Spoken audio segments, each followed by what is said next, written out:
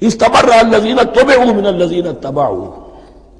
اب انسانی معاشرے کے اندر یہ ہوتا ہے، کچھ لوگ ہوتے ہیں لیڈر لوگ جو اپنے پیچھے لوگوں کو لگا لیتے ہیں، چاہے ڈیماگوگز ہوں، چاہے مذہبی جو ہے وہ مسندوں کے والی ہوں، اپنے پیچھے لگاتے ہیں، اور ان کے پیچھے لگنے والے جو ہیں وہ یہ سمجھتے ہوئے ان کی عزت بھی ہے، ان کا احترام بھی ہے، ان کے نیچے دبے بھی ہوئے، ان کا پیچھے پیچھے چلتے ہیں۔ قیامت کے دن وہ تبرہ کریں گے، ان تم نے ہمیں مروایا، ہم تمہاری پیروی کرتے رہے، ہم نے سمجھا تم جو کہہ رہے ہو وہ ٹھیک ہے،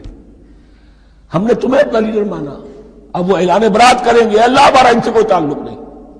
استبرأ الذین اتبعوا، اور اس کے جواب میں پھر وہ کریں گے ہمارا تم سے کوئی تعلق نہیں۔ اس روز کے جن لوگوں کا اتباع کیا گیا تھا دنیا میں، لیڈر لوگ، وہ ان لوگوں سے جنہوں نے پیروی کی تھی ان سے تبرہ کریں گے۔ وَرَأَوُا الْعَذَابَ وَتَقَطَّعَتْ بِهِمُ الْأَسْبَابُ، اور وہ دیکھ لیں گے عذاب کو، نگاہوں کے سامنے جہنم آ جائے گی اور تمام رشتے منقطع ہو جائیں گے۔ یوم یفر المرء من اخیہ وامہ وابیہ وصاحبتہ وبنیہ لکل امرئ منہم یومئذ شأن یغنیہ یود المجرم لو یفتدی من عذاب یومئذ ببنیہ وصاحبتہ واخیہ وفصیلتہ التی تؤویہ ومن فی الارض جمیعا ثم ینجیہ۔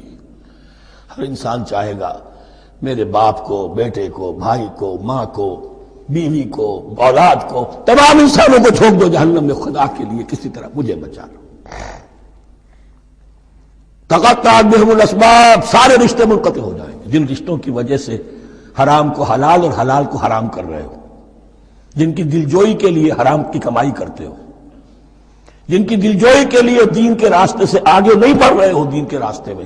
بیوی ناراض نہ ہو جائے، گھر والے ناراض نہ ہو جائیں، تقطعت بہم الاسباب، یہ سارے رشتے یہیں تک کے لیے ختم ہو جائیں۔